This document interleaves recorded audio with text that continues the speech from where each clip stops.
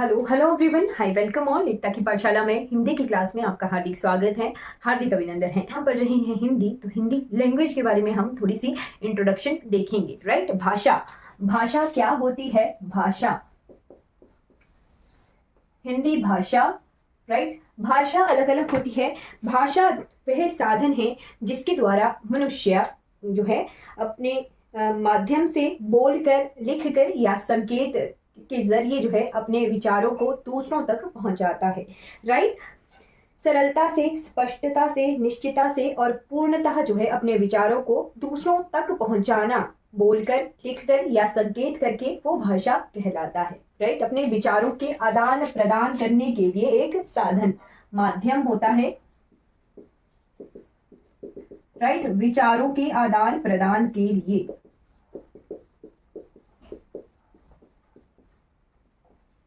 Right, तो बहुत सारी भाषाएं हैं पूरे विश्व में। कितनी भाषाएं हैं ये भी हमें पता होना चाहिए। तो पूरे विश्व भर में जो है, विश्व में कुल 2796। राइट, विश्व भर में, पूरे विश्व में 2796 भाषाएं मान्यता प्राप्त हैं। और लिपियां कितनी हैं? तो लिपियां हैं लगभग 400। ठीक, अब हमें क्या पता होना चाहिए कि ये लिपि क्या होती है? भाषा। भाषा को प्रकट करने के लिए जिन संकेतों का, सिंबल्स का यूज किया जाता है वो लिपि कहलाती है। ठीक है, चलिए, चिन्हों का यूज किया जाता है वो लिपि कहलाती है। चलिए क्लियर करेंगे। हम पढ़ेंगे हिंदी भाषा। तो हिंदी हमारे भारतवर्ष की क्या है? राजभाषा है, ऑफिशियल लैंग्वेज है। और हिंदी दिवस कब मनाया जाता है भारत में? तो 14 सितंबर को जो है हिंदी दिवस के रूप में भारतवर्ष में मनाया जाता है। राइट, अब लिपि क्या होती है? तो लिपि होती है जो संकेत हम यूज करते हैं अपने विचारों को प्रकट करने के लिए, बोलकर या लिखकर। राइट, जैसे स लिख रहे हैं हम, क लिख रहे हैं, त लिख रहे हैं, तो ये भी क्या है? हमारे चिन्ह हैं, सिंबल्स हैं। इन्हें के द्वारा हम प्रकट कर रहे हैं लिखकर, है ना। तो ये क्या कहलाते हैं? चिन्ह होते हैं। ठीक है, अब हमें कैसे पता चलेगा कि कौन लैंग्वेज है और कौन लिपि है? राइट, तो हिंदी हमारी भाषा है और देवनागरी हमारी लिपि है। देवनागरी के जो आ वगैरह जो भी शब्द हैं, क ख, ये हमारे देवनागरी लिपि के सिंबल्स हैं, चिन्ह हैं। ठीक है, जैसे हम इंग्लिश भी साथ में पढ़ते हैं, तो लैंग्वेज क्या है? इंग्लिश है। राइट, लिपि को इंग्लिश में स्क्रिप्ट कहते हैं। ठीक है, तो स्क्रिप्ट है हमारी इंग्लिश की रोमन, जैसे A B C, ये जो संकेत है, सिंबल्स हैं, ये रोमन स्क्रिप्ट के हैं।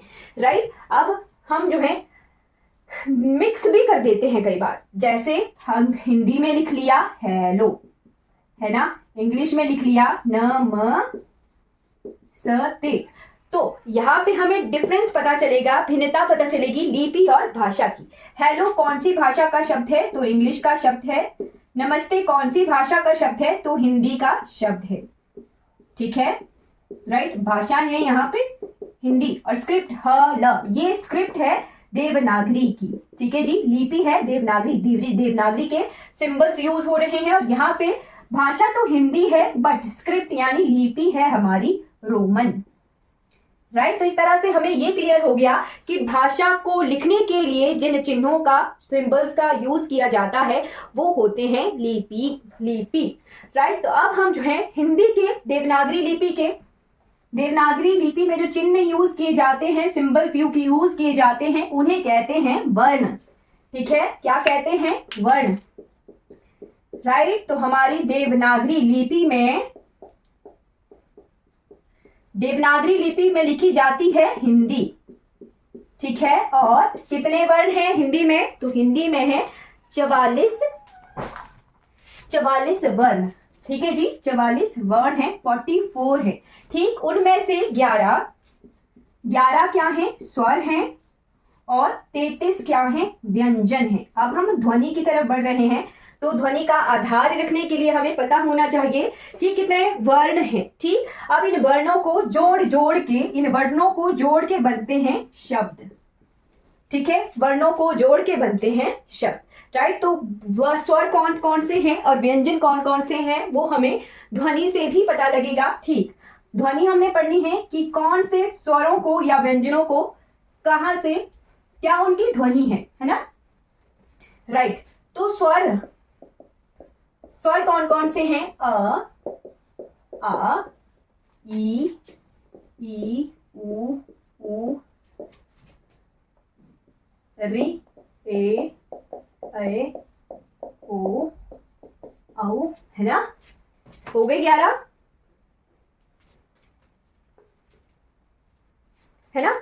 इतने ही हैं हमारे स्वर, ठीक है, अ तक, है ना। और जो हमारे अंग और आह हैं वो हमारे अनुस्वार होते हैं, वो स्वरों में काउंट नहीं होते हैं। अब इनका भी वर्गीकरण किया गया है किस तरह से, जैसे हमारे मूल और मूल स्वर कहलाते हैं, मूल स्वर। फिर हम इनको उनकी ध्वनि देखेंगे। पहले हम देख लेते हैं कि इनको वर्गीकरण किस तरह से किया है। मूल या ह स्वर, है ना, हस्वर, हस्व स्वर। तो अ, ई, अ, छोटी ई, छोटा उ, छोटा उ और री, ये क्या है? मूल स्वर है, यानी ये इनको किसी दूसरे की सहायता से बोलना नहीं पड़ता है, ठीक है। फिर है दीर्घ स्वर।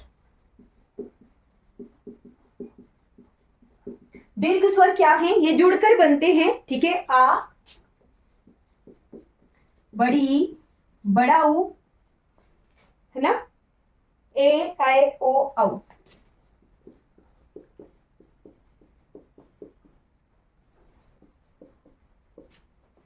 राइट, ये दीर्घ स्वर है। दीर्घ क्या होता है? बड़ी मात्रा, ठीक है। तो दो भागों में बांटा गया है, ठीक है, उच्चारण के आधार पर, राइट। फिर जैसे ए है तो ए को किस तरह से जुड़ के बना? ए, आ जुड़ रहे हैं, है ना, प्लस ई, बड़ी ई जुड़ रही है, तभी ए बन रहा है, ठीक है, गुण होने के कारण, राइट। तो इतना सा हमें पता होना चाहिए कि मूल स्वर हैं और ये दीर्घ स्वर है, राइट। फिर व्यंजन, व्यंजनों के बारे में देख लेते हैं, ज्यादा नहीं करेंगे, हल्का सा कवर करेंगे, फिर हम ध्वनि देखेंगे, है ना। तो व्यंजनों को भी जो है अलग अलग वर्गों में रखा गया है। जैसे हमारे क वर्ग, क वर्ग में है क, ख, ग, घ, घ और ये ग, राइट, ड़ बोलते हैं इसे, है ना। फिर है च वर्ग, तो ये इन सभी के नीचे हलंत होता है ना। च वर्ग में च, छ, ज, झ और ञ, ना, इस तरह से ये वाला सिंबल होता है ये, राइट। फिर है ट वर्ग, तो ट वर्ग में ट, ठ, ड, ढ,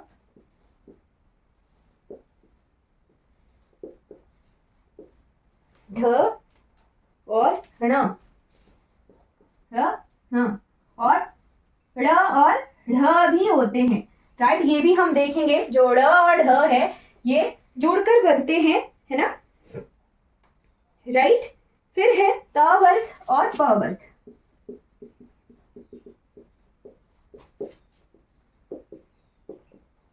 और प वर्ग। तो इस तरह से 5 वर्गों में विभाजित किया गया है व्यंजनों को। बाकी और भी बचते हैं, जैसे ड और ढ को जोड़ के बनता है, ड और ढ को जोड़ के, ड प्लस ढ को जोड़ के ड और ढ ढ ढ बनते हैं, ठीक है।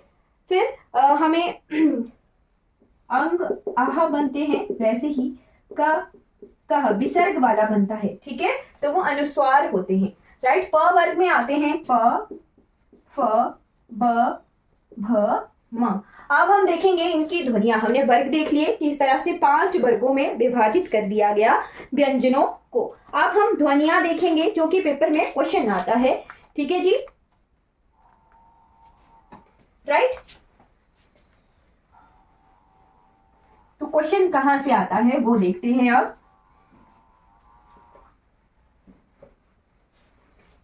चलिए अब आते हैं कंठ वर्ग।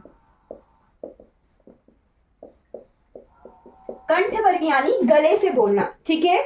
तो आ क वर्ग, आ क वर्ग, और जो मैंने आपको बताया जिनमें विसर्ग लगा होता है वो हमारे कंठ में आते हैं। और ह भी जो है कंठ वर्ग में आता है। कंठय वर्ग जिसे कहते हैं, कंठ से इन्हें कहा जाता है। फिर है तालव्य, ये इंपॉर्टेंट है, इसे नोट करिएगा, है ना, कि ध्वनियां इंपॉर्टेंट है। उच्चारण स्थान, ठीक है, उच्चारण स्थान हम अब देख रहे हैं, ये पेपर में क्वेश्चन आता है। तालव्य, तो ई बड़ी ई छोटी ई बड़ी ई, च वर्ग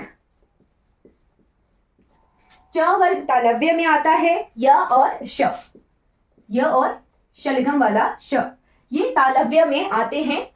छोटी ई बड़ी ई, च वर्ग, य और श। फिर नोट करिएगा मूर्धन्य,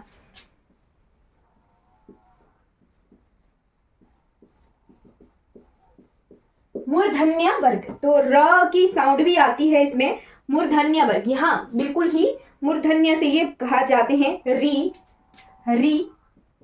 र की साउंड भी इनमें आती है। री ही। ट वर्ग,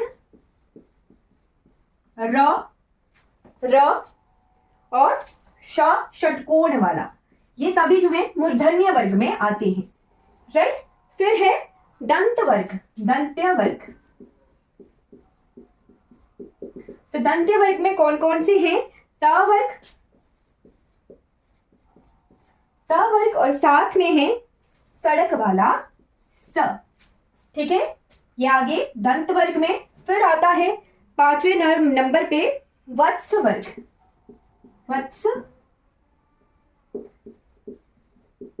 तो वत्स वर्ग में आता है ल जो है वत्स वर्ग में आता है। फिर आता है ओष्ठ वर्ग, ओष्ठ से बोले जाने वाले शब्द, तो ऊ, बड़ा ऊ और प वर्ग जो है ओष्ठ से बोले जाते हैं, राइट। क्लियर हो गए। फिर आता है कंठ ओष्ठ, यानी कंठ और ओष्ठ दोनों का यूज करके जो बोले जाते हैं शब्द वर्ण, ठीक है। कंठ ओष्ठ वर्ग, तो कंठ ओष्ठ वर्ग में आता है ओ और औ दोनों जो है कंठ ओष्ठ वर्ग में आते हैं। फिर आता है दंत ओष्ठ, 8वें नंबर पे लिखिएगा दंत ओष्ठ। दंत ओष्ठ वर्ग में आता है, एक ही है जिसे दंत और ओष्ठ की सहायता से बोला जाता है, वो है व, है ना, व। फिर है नासिका वर्ग, तो अनुस्वार जो होते हैं वो नासिका से बोले जाते हैं।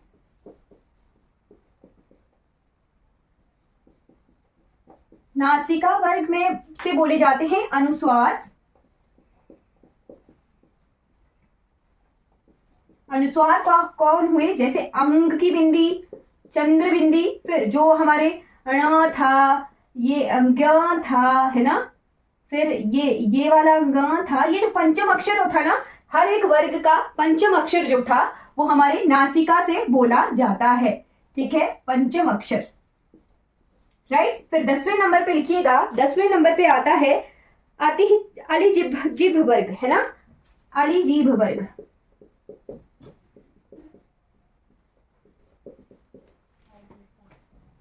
अली जीभ वर्ग, तो क ये क में यहाँ बिंदी, है ना, ख में यहाँ बिंदी जो पहले बिंदी लगती है ना, ग,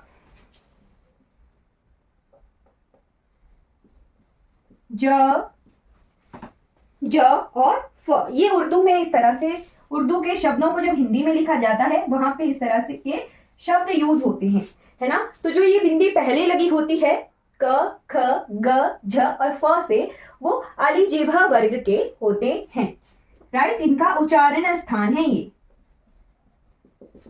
राइट। तो हमने जो है उच्चारण स्थान के